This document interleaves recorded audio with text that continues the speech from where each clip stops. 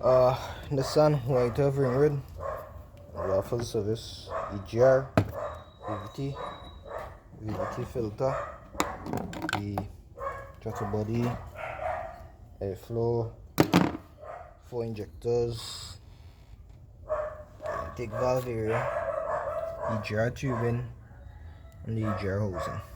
And service up everything and mount on pack. So this is all the parts here: the throttle body, airflow sensor, the EGR valve, the VVT and the VVT filter, the 4 injectors,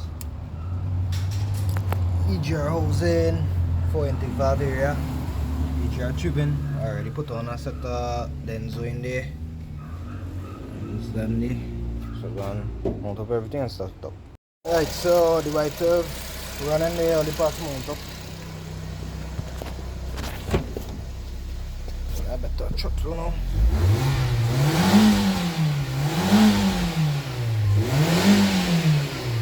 Scan and see what that check light on.